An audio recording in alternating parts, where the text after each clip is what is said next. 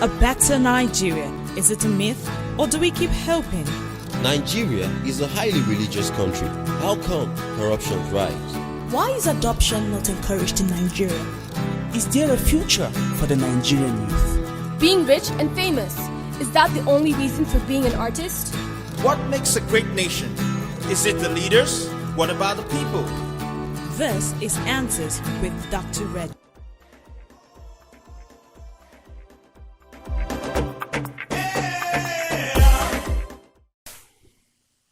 Website at answerswithdrreju.com at answerswithdrreju.com. Today Joseph will be my co-anchor, and with us in the studio is the Chief Resource Person of the Center for Transformational Leadership, CTL JUS, Dr. Reju. Welcome, sir. Thank you, Agnes. Hi, Joseph. Evening, sir. Okay, today we'll be talking about the negative impact of religious ideologies on our young people today. That is how religion has and is shaping our minds. Remember that in our subsequent episodes, we established the difference between religion and faith. But considering the context of the discourse we'll be having today, we will be taking our definition of religion from the Oxford Dictionary. So this is going to be the basis of our discourse for today, right? And the Oxford Dictionary defines religion as the belief in and worship of a superhuman controlling power, especially a personal god or gods. That is, the belief of an all-knowing and powerful God. That is going to be the basis in which we're going to be having our discourse for today, right? Now, sociologists of religion have stated that religious behavior most often have a concrete impact on a person's life, and we all agree that this impact could be positive or negative, right? And since we will be concentrating on the problem so that we can seek clarification and profile solutions, right, I think it's pertinent that we first of all establish the fact that religion has its positive sides too, right? Good. All right, so one of these positives, Dr. Reju, why are you smiling?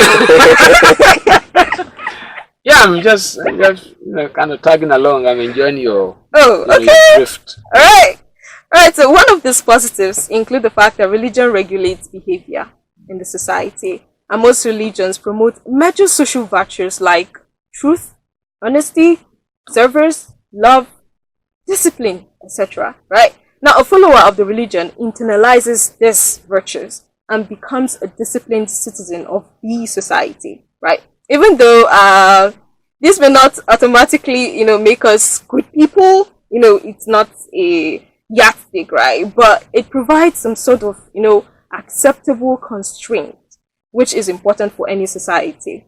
Now, religions like Hinduism, Islam, and Christianity believe that the service to humanity is service to God. So they promote charity, alms giving to the poor and needy, and because of that, we've seen people in the society go all the way to, opening up many charitable institutions like maybe hospitals, rest houses, and orphanages just to help the less privileged.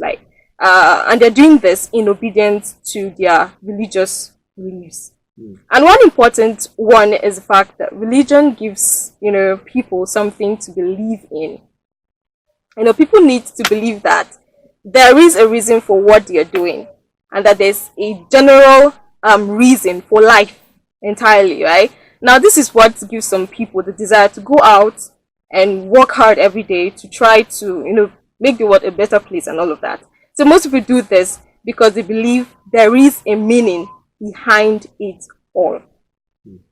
So today, we are going to be flipping the coin to look at the negative impact of religious ideologies on young people today. That is, how religion has and is shaping our minds, right? We are going to be bringing it home to how religion is affecting our country, Nigeria, looking at different areas of the society. And the first one we're going to be looking at is how we're going to be looking at effects of religion on education. Effects of religion on education. And one thing that is popping through my mind is One, there's this thing, when we're kids, right, we're told that prayer is the master key, and then logically, right, we grew up thinking that as a master key, you should be, yes, you should be able to open every door, right? And I think we took that to school. And then there is, okay, I have the master key, so what's the point? And then okay, in my time in school, I figured that most people who were seen to be, in quotes, highly religious, right? They were not seen as people who were the brightest students in class. In fact, most of the times they spent a lot of time doing maybe campus fellowships and a lot of those kind of activities, and you figure that they are neglecting school. You don't study. There's this thing about the fact that they believe that the commitment to religious activities should translate into academic excellence. So, sir, I need you to say something about that. Where do I'm trying to wrap my head around exactly where you want me to plug in. That religion, right? Yes, sir. Should what? Translate into academic excellence. The commitments they have to their religious activities should translate into academic. It can only translate to academic excellence if the content of the religion that is committed to is going to come out in the exam. Okay, let's hear it. Or Islamic studies. Or maybe the guy is studying, is studying Christian religious or Islamic religious or Buddhist religious studies, and is really committed to that. Yeah, so I'm trying to establish, the connection between, but talking seriously, if the religion promotes, if your commitment to the religion, if it promotes hard work, what's hard work to a student? Diligent study, right? Yeah. So if you take the values of that religion, because the values, the principles, the precepts, the statutes of the religion, like you said in your introduction, it informs life and living, right? So it's not, the commitment to that religion is not where you go, how you go, when you go, the kind of, you mentioned prayer, master key, and not those kind of things. Those things are good. But how do you draw, glean, squeeze out principles that inform your daily living? That's the way I would approach it. If what you've learned in your commitment, in your being a devoted person to your religion, like I said, is hard work. What's hard work to a student? What's hard work to a farmer? What's hard work to, a professor? What's hard work to a medical doctor? So it's not the attendance of mosque or the attendance of church or the attendance of the temple for the Buddhists. That's okay, but what is the result? Because you want me to weigh in on religion and academic excellence. So that's the only way you can connect. Because I can do all the prayer and have the master key, right? If I do all the praying and I have a physics test, all my prayers won't come out in the physics test, so I'm going to fail. So that's not a master key. That's the problem, right? That, because we're talking about the negative side of it, right? So a lot of people believe that they are religious because they are committed to some rituals. But it's what the rituals produce, that's what we should focus on. So, to make it a bit easy for you guys, religion works when we allow religion to use us. It doesn't work when we use it for our own ends. That's the problem, because that's what's happening, in Nigeria. People hide under that finger of religion to perpetrate a lot of selfish and, things that don't promote, nationhood. They use religion to get votes. They use religion to get jobs. So the moment we use religion, merit jumps out, fairness jumps out, you know, all those kind of things. All you find remaining is just personal agendas which wrecks communal living. Okay, thank you, sir. No, I think that's better. Okay. Yeah. Yeah. A lot of people. Agnes was putting me on the spot. That the moment, the more you get religious, the more brilliant you get. Yeah. Not necessarily. You know, that's actually what most young people think. Yes. Yeah. So they do more religion than practice the principles. Like Absolutely. Now, I read the story so many years ago. I think it was by China Achebe. It's Ngozi goes to school. Eze goes to school. It was like a follow-up to that. Oh, okay. In my day, it was Eze goes to school. Yes. So was it China Achebe that wrote that? I think so. I've forgotten this one. It was more like a short story I read somewhere. Not either him or Cyprian Quincy. I think it was Cyprian that wrote Eze goes to school. Okay. Yeah. So now Eze is in this story. Okay. But Eze is not the hardworking guy. Okay. Because he is. Okay. And what happened was he went to the market. His mom sent him, and he used the money because one man was chanting stuff, you know, magic for magic pen. So everybody gathered. Yes. Those kind of scenes. Okay. And a lot of things happened. So what happened was he used his mother's money and got a magic pen. And what the man told him was, Master key. Yeah, you just drop this. You just have to just drop this on top of your answer sheet, and it will write the right answers. Wow. So what happened was when he went, he didn't study. He went back. He didn't study. He was so excited. The exam day came. Make sure that the pen was ready, and then went to the class and dropped it. Yes. And according to the magic didn't happen. Yes, the magic didn't happen. We know it was so it wasn't going to happen. What's the sense in this? Now, why I brought this up is a lot of people will take their pen or whoever is authority to bless. Yes, because they are what they call, some places call it point of contact. And maybe for a Muslim, it might be his imam. For a Christian, it might be his pastor. You mean people do this? Yes. Okay. I've been in some gatherings where you bring something that relates to what. Yeah, I had one that people went there with key holders. Yes. So that they are going to get a key to a car. Exactly. Okay. So now, why I brought this is, it makes young people lazy to study because they believe, my spiritual authority prayed on this, blessed this. But I'm sure it's not free. You pay for the magic pen, right? Yeah, sometimes. But you know, for the other ones, I know they pay money, maybe in terms of offering, but they won't call it like they are buying the pen or paying for the pen. So I'm thinking this is, it makes young people lazy, and most of them believe that.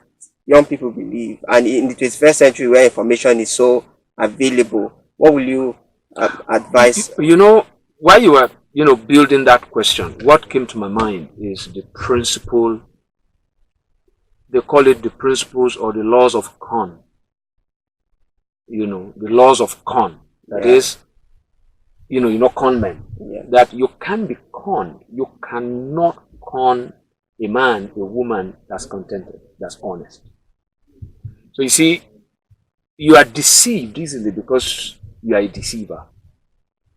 People who believe lies is because they live a lie. And we live in a world now, like you said, if you're going to talk about religion, it's something that has really wreaked havoc in our society. Because like you put it side by side the technology age, that somebody will believe that. And the religion, the Nigerian variant of religion is so destructive.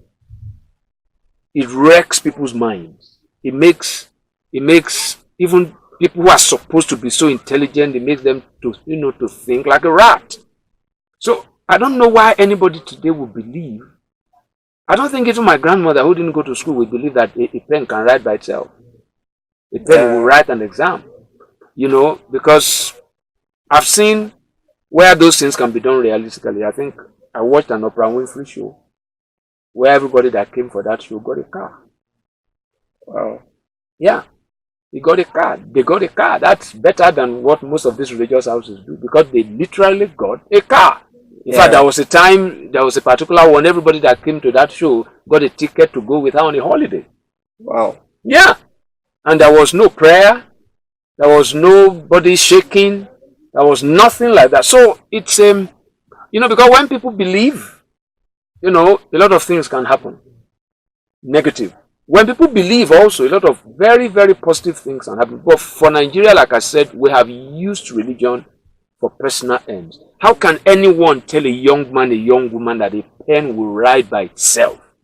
If you walk into a room and you see a pen writing by itself, you run. You'll be scared. So that person, I don't blame the person, that is telling you that this pen can write. I actually blame the person, who is kind of, believing that you can have a magic pen. I've actually had someone close to me, because I was just feigning ignorance. I have someone close to me who said he spoke to a group of students trying to prepare them for exams, and all they asked for was just give us pens, that can write the exam. And he was shocked to his bone. So these things are happening, but I tell you that if we're going to draw like a connection between religion and education, we should know that it's education itself, right? Yeah. Because people are educated, but in this case negatively. But if you are deceived, it's because you also want like a shortcut, to where you want to go. It doesn't work. People know it doesn't work, and they keep believing it. It's sad. Okay. Thank you very much, sir. Okay, now we'll talk about the effect of religion on relationship with ourselves. Okay. Yeah, and especially in our context, Nigeria. There's a way Nigeria is so divided along religious lines, and that's now in inter-religion, people in opposite religion see others as inferior and look at others with a kind of disdain. Other people believe that their own religion is better than the others, is superior, and so they want they either fight the others, or they want to drag, if you are not on our side, if you are not, they want to win you over to their side. Yeah. And so but people are not allowed to really practice their own religion. What will you say about that, sir?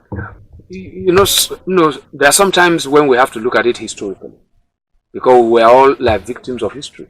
Yeah.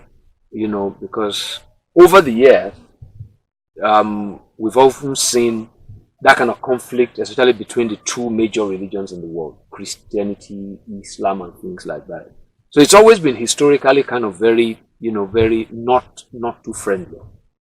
The truth is, my concern is your generation, that I believe should be able to let their minds kick in and look at the history. What have we benefited from all the crisis, that has been as a result of, this mutual suspicion, this kind of malignancy? What have we benefited? So it's very necessary that today's young people really look at it, that people are people first before any kind of religion. The religion that we should be promoting, right, is the religion of humanity. That we are humans first. That this kind of, for example, in Africa. In Africa, Christianity, is borrowed. Islam is borrowed. Right? Yeah. These are religions that came to us that didn't emerge from here. So why suffer for somebody else's headache? Now, if we have embraced it, right? Yeah. Can we put it under our own African cultural, traditional experience lenses. I met a cab driver in, in the UK at once. The guy is from Afghanistan. He was the one who told me that Islam is not that. A lot of people believe that when you hear Afghanistan, you believe they are all Muslims. That for years, they were trying. I mean, Islam was trying to have an inroad into Afghanistan, right? Yeah. And he said that he read because this guy is a young man, but that he read the history that the Afghans resisted it. That why are you trying to force this on us? Why don't you let us check it? Yeah. Give us space to actually, check this new life that you're introducing to us, and let us see whether it works for us. Sure. Because it might not work. We were living. You see what Nigerians need to understand today? What Africans need to understand? We had a life before colonialism. Sure. We had a life before Islam. We had a life before Christianity. I am not saying those things don't add value to us, but we want to be able to squeeze through it. What will Christianity look like in the face of an African? What would Islam look like in the face of an African? And then fast forward to 21st century. What should Christianity look like if Jesus were to live today? Right? What kind of person will he be like? If Muhammad had an iPad and is on Instagram, right? What kind of person will he be? You see, so because those guys lived, right? At the time, they live in the reality of their own time. Yeah. So we must be able to see, and if that religion is accurate, it must be highly adaptive. Sure. It must be highly adaptive. That's the point. So how do I make it that I can believe in, I can practice my religion, right? And I can still be relevant in this time. What Agnes said was that most of these religions actually promote, social good. Yeah. Charity and all those kind of things. But we know what happened. I was talking to someone. I said, if you ever go to an IDP camp, under any kind of guise, Christianity, Islam, or whatever, or just an NGO, and you take a picture of human beings suffering, you don't have a brain. You don't know the value of a human being. If you take, because most of these guys that go to the IDP camp, they just use it for self-promotion. Yeah. Right? That if you go to an IDP camp where people are suffering, homeless people, and you take pictures and you put it on social media, you need psychiatric treatment. You don't understand what is called human dignity. So most of these guys don't really, because these religions were borrowed. And unfortunately, it has actually demonized our own kind of African way of living. Right? Yeah. Yeah. Because you are referencing Eze goes to school, Ngozi goes to school. If you read Things Fall Apart, it has those kind of things too. Yeah. A lot of people died here because of jihad. Sure. A lot of people have died because of crusade and inquisition. So these religions, they have their good sides. But you see, when we put human ambition into it, especially political, it becomes so destructive. Yeah. It becomes so destructive. Yeah, so I mean, it's something that needs.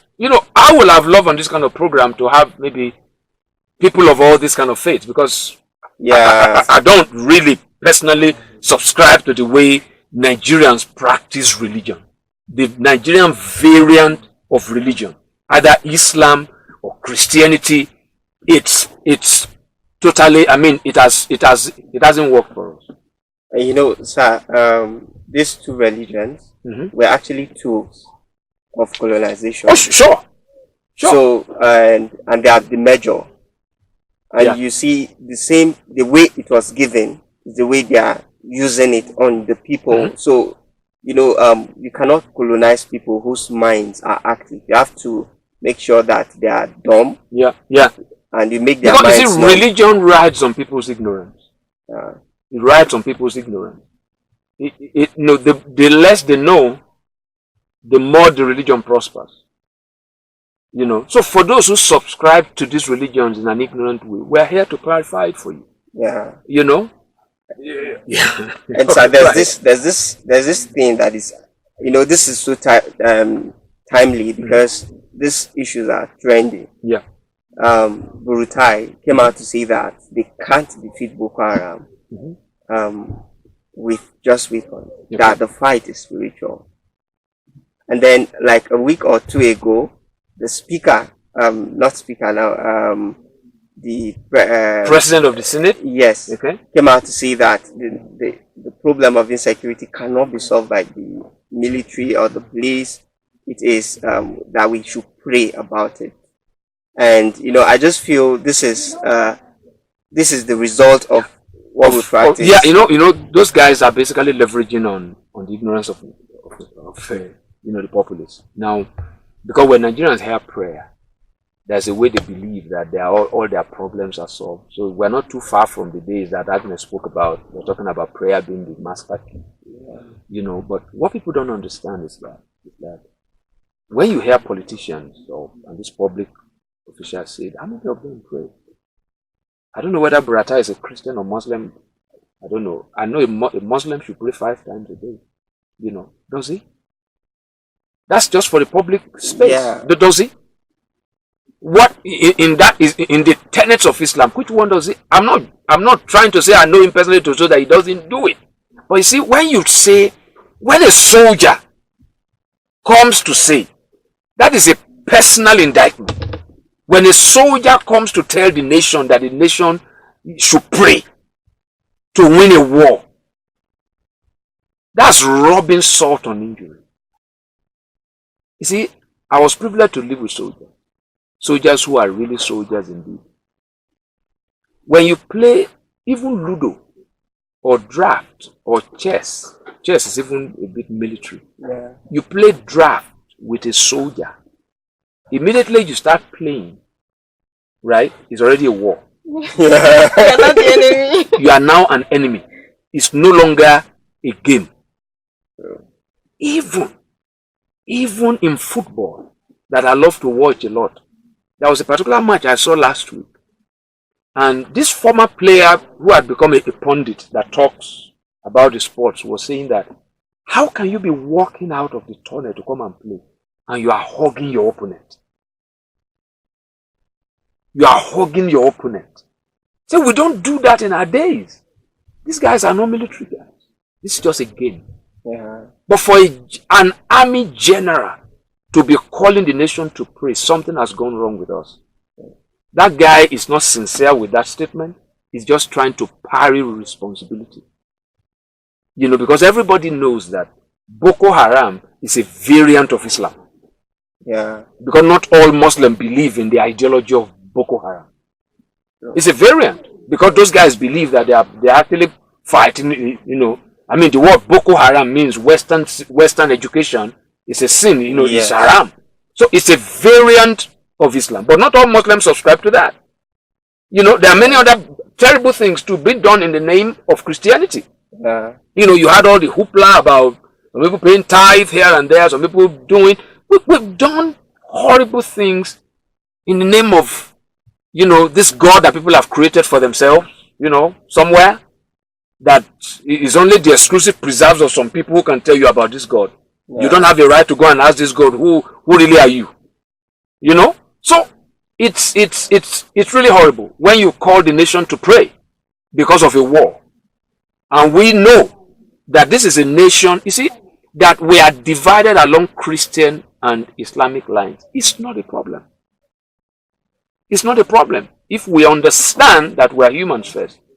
And that's not really, and you know that people even use this religion to even further promote our tribalism. Yeah. Because if you hear, you will readily conclude that this guy is not a southerner. Yeah. That is a northerner. I've seen many times when I read newspaper online, what normally, interests me, I scroll down to the comments. You need to see, you can almost predict what Joseph will write, what Hamed will write. True. Yeah, what Amadu will write. Right?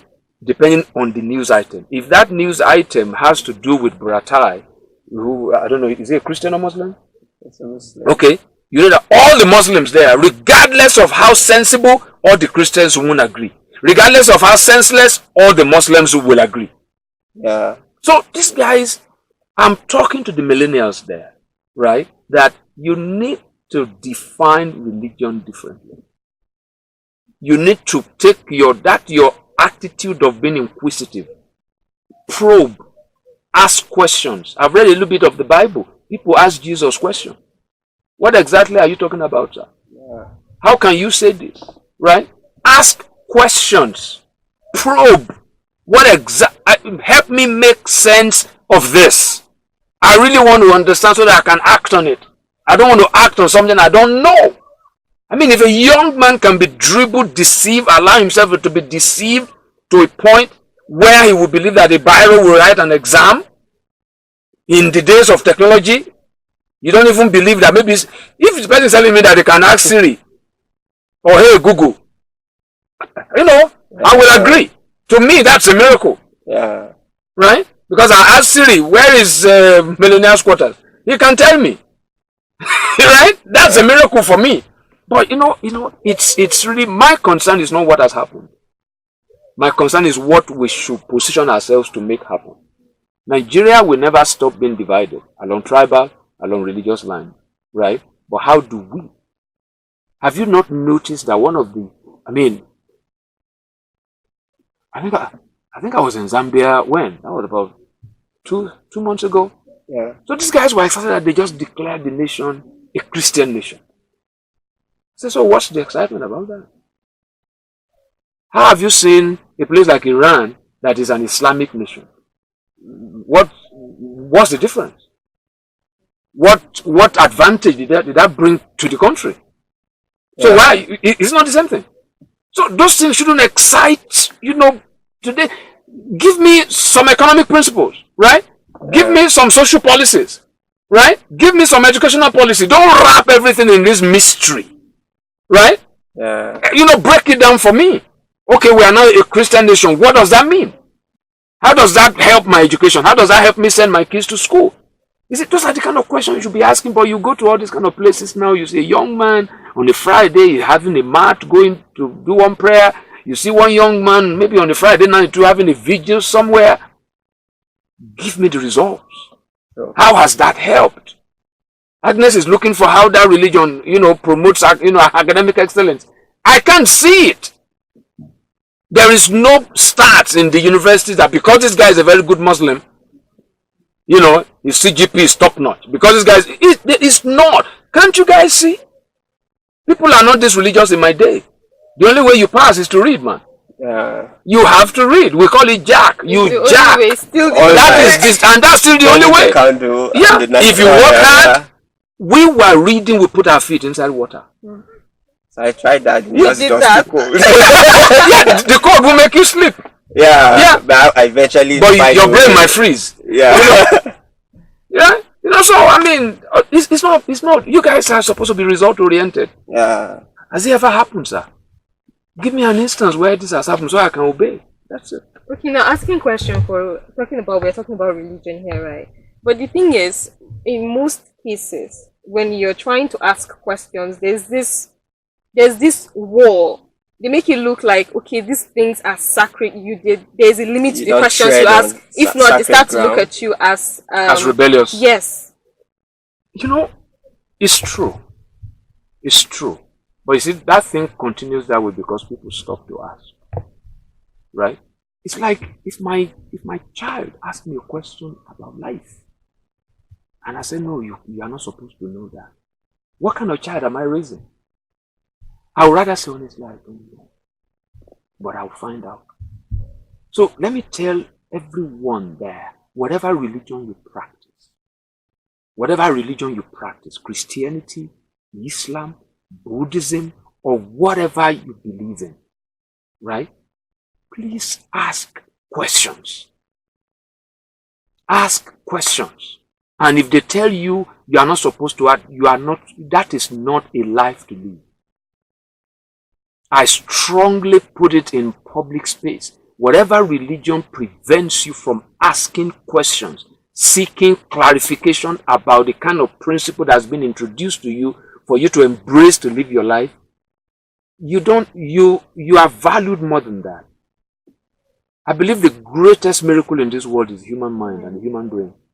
Any religion that puts it down right? That just hand it down.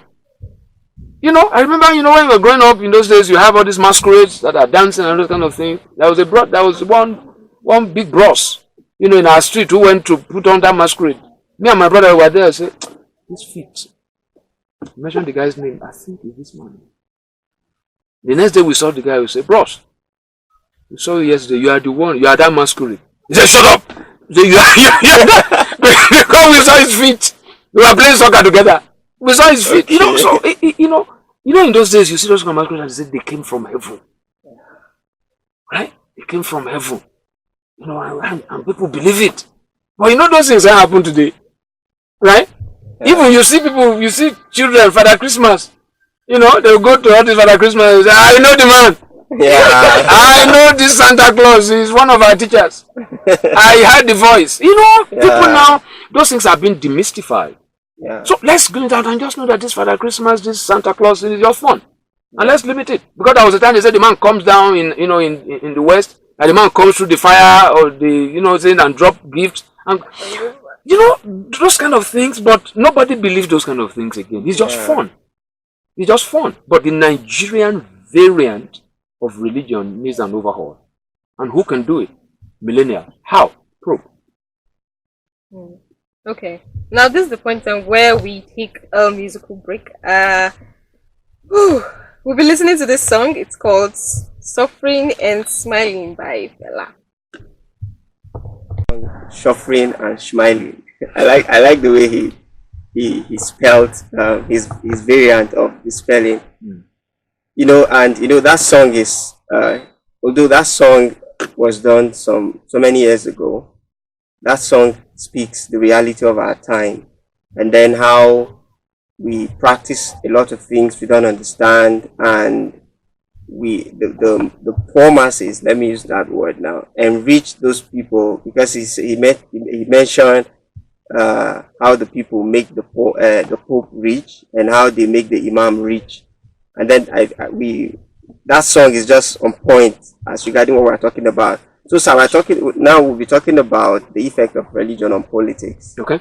Yes, sir. You know, there's a way politics is played in Nigeria. Most times they switch to religion if they want, you know, like you mentioned, most of them don't even practice it. Most of them are animistic. We know, you know, sometimes they are, when you come close to them, the last election, I came close to some politicians. You know, we did some work with them, and I discovered that most of them don't even believe in the things they come out to say in public spaces. Now, most politicians are like that, even abroad.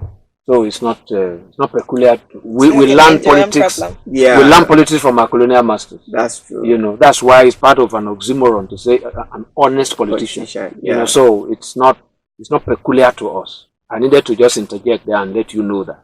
Right. So it's apart from the religion, politicians don't tell the truth, because truth don't win votes. That's true. Yeah, so it's as simple as that. So now that you know, only a few people know about this, because religion is like a sacred ground. You know, once you switch to religion, people no ask any questions again. They just kind of believe. Yes. Yeah. So, and then these religions have books. Most religions have books that say how it should be practiced. Yeah. So what would be your advice, especially to us young people, how we should go about even studying the book? Because sometimes when you even open the books, you see only what you were told. Even when you are told to read, you only see what you are told. You might not really see it objectively or from the right standpoint. You mean how the book said we should practice, we should carry out politics? Yes. Well, you know, the way I will approach that is, first of all, what's politics? The word politics is from the word polit, which means people. So politics is the arrangement of human life, and you can't learn that from any book, right? You can't learn that from any book. There is a way humans are wired to sort of, in fact, those books might actually confuse. Because like you just said, you go and read it in a very subjective way. You've already had a particular opinion. So you're just looking for a confirmation of what you've had. Now, when we talk about politics need to emerge in every society. It needs to emerge, right? The politics we play here, the reason we have problems is because it's being shaped by religion, which is imported. True. Right? Which is imported, is being shaped by it.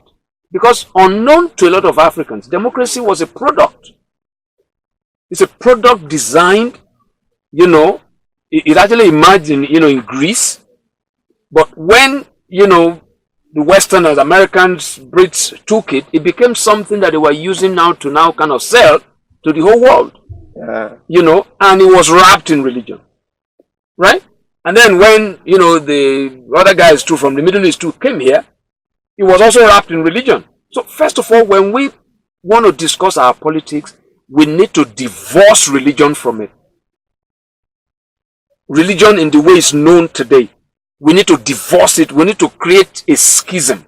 Just divorce it and look at ourselves. Because religion has not played a good role. It hasn't. Because we voted somebody because they're Muslim. We voted people because they're Christian. Sure. We didn't vote based on expertise. We didn't vote based on track record. We didn't vote based on how qualified we perceive this person to be. So those things are not objective. That's the reason you put somebody who doesn't even know the difference between a volleyball or a soccer ball in Minister of Sports. Right? Yeah. That's the point. So, the Minister of Labor today is a medical doctor. He's a medical doctor, has no clue about what that kind of, terrain is. Yeah. So, because those things are now done on the level of the fact that this guy belongs, we now do all this kind of quota, we have to make sure that there is look at the whole hoopla about the president, having tons of Muslims, in his government. Nobody's even asking, what's the qualification of these guys? Yeah. What is the qualification? What is their competence? What is their competence? Yeah. Do they have the if all of them from the same tribe are competent and they have the mind to see human dignity, what's my problem? There was a time in America where Bush was president, the brother was a governor in another state. So why can't we learn the good ones? I'm not saying it's good because the only problem I have with that is that the president wasn't sensitive to the realities on ground, right? On that, but if the guy can come out and say, well, because he took the conversation to a point, but he couldn't move it forward. That I can only work with those I know. I agree with you, absolutely. I don't want you to work with your enemies. But he should have pushed it further that I can work with those I know. I also want to work with those who are competent. And I have confirmed that these guys are competent. That's it. So, religion makes us no longer talk about merit. Yeah. There was even a time it came into our football. True. That there's even no Muslim in this team. If all the footballers in Nigeria are from Delta State and we win the World Cup, who cares? True. Who cares? Because in real life, there are some people, certain areas that you come from, it comes with some certain gift sets. Yeah. That's the point. So religion wipes off all these realities. It blinds us. Right? It blinds us. I don't care who the president of Nigeria, whether he's a Muslim, whether he's a Buddhist. In fact, the governor of Central Bank of Britain is not a Brit. He's from Canada. Oh. Yes. He's a foreigner. He's a foreigner. I would love to outsource our police force. Yeah. So, that's how, it actually beclouds our sense of judgment. So, when you're talking about the book, you have to know that the book captures the story of a people. But you see, there are transferable principles. Right? There are transferable principles from the book, either Quran or Bible. Right? There are transferable principles. It is the transferable principles, that works for us. Because if I read the Bible and I just want to take it on a surface, I'll be like a Jew. Yeah, I'll be like a Jew. And that's why you see many churches in Africa. You go to some churches and they are doing Holy Communion. They have this bread and this little wine. That's not how we eat here. True. That's not how we eat. Because that wasn't done in a church. what they were doing is not done in the synagogue. That's how families eat. You know, that's why religion is so bad. It's so bad. Because you are a Muslim here, right? You live in Jos. You wear kaftan in December. You don't know that where Islam comes from in the Middle East is very humid. Yeah. That's where they wear free-flowing gowns. Because it's hot. But you become a Muslim, you begin to now wear free-flowing gown. That is what religion does. So you now wear the free-flowing gown here, you now put a jacket on top. You now look like a madman.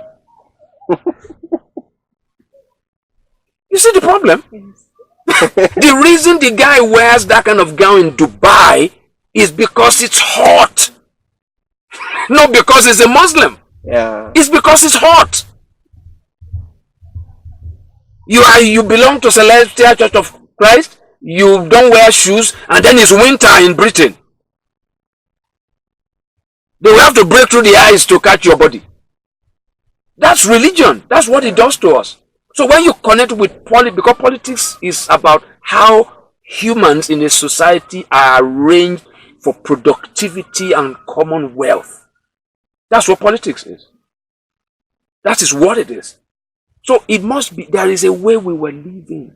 The problem came into our politics when religion entered. Yeah. So if we're going to proceed, if we're going to progress, we need to first of all put religion in its place. And then introduce the religion into it on our own terms. Yeah. Yeah. On our own terms. This is critical, especially for those who believe that the future belongs to them. The millennials. They can't carry this on. But you see, religion promotes laziness. There's a God somewhere who will do everything for you once you pray to him or her. Right? Yeah. That's the thing. It's just, you know, for us, for anybody thinking, it's a no-brainer that religion has become a problem. It's become a problem. I have good friends who we don't believe in the same, you know, thing. That's not the problem. It's a human being. Yeah. It's a human being. You know, like they say, I don't wear my religion on my wrist. You know, I don't even like religion. Personally now, I don't like religion. Because the number one problem in the world is religion. It's religion. And millennials need to look at it differently. They need to look at it differently. You don't need religion to be kind. Kindness is a human attribute. You don't need religion to be, you know, to love, to respect. These are human attributes. Yeah. Religion forces you to respect on certain terms. It's just my heart goes out to those young ones out there who have been deceived. And they believe a particular day of the week is better than the others. You know? Now, at a time there were no days of the week in Africa. Yeah. We don't have Monday, Tuesday, Wednesday, Thursday. We only have market days. We only have market days. Absolutely. Absolutely. That's so sharp, Joseph. We only had market days. Monday, Tuesday, they were brought to us. At a time in this world, there were only 9 months in a year. Yeah. And somebody will say Jesus was born in 1 December 25th. Did Jesus celebrate birthday and we saw the photograph? Maybe selfish. You know, these are the issues that we face. Okay. So I need to slip in this question. Okay, slip. Okay. Slip it in. Now this one, our time is fast spent, but I really need to ask this. Now this is talking about the effect of religion on health. Okay. And during my final year project, I concentrated on breast cancer. And I was supposed to do research. So I went to Juth in Plateau State Hospital, and I was asking the oncologists questions about breast cancer, and especially in Plateau State, Nigeria, in that context. So they told me that breast cancer has different stages, stage 1, 2, 3, and all. And that what they noticed was that most Nigerians come into the hospital when they are at the advanced because they've been praying, right? That's it. the illness, Yeah. where little or nothing can be done for them home and abroad. I nearly lost, this is so important. I nearly lost my sister-in-law. That's my nephew's wife. Because she was saying that she doesn't want a cesarean section. She's hypertensive. Right? I've had a lot of people that they read the Bible that there are some Hebrew women who give birth without pain, and I did say, okay, I've read the Bible a little bit too. That didn't happen in the Bible. That did not happen. That was a strategy to protect those Hebrew children. Because the law that the king put was that at the point where they want to deliver, right, if it's a boy, they should kill. So the nurses now came up with a plan that we would tell the king that before we get there, they've already delivered. It was a lie, really. They lied to the king. It was a lie. And a lot of people today, in the name of, they make it a prayer that they want to deliver like Hebrew women. And some religious houses promote that.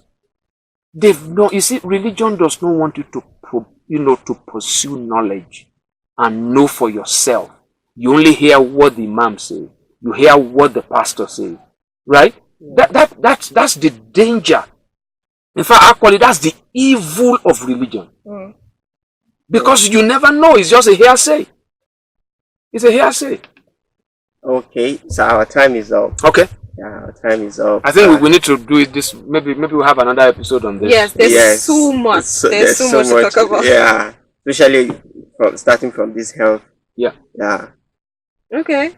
No, don't worry. We'll actually continue next week. Okay. So, guys, this is where we draw the line on today's episode. Hope you learned a lot. Don't forget to tune in next week for another exciting episode. Thank you for listening.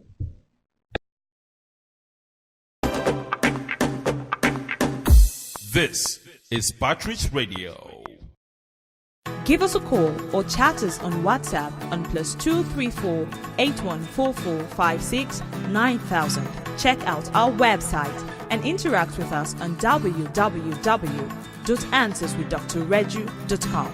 Like our Facebook page, Answers with Dr. Reju, or send us an email at answerswithdrreju@gmail.com. On Twitter, we are @Dr. Reju Answers.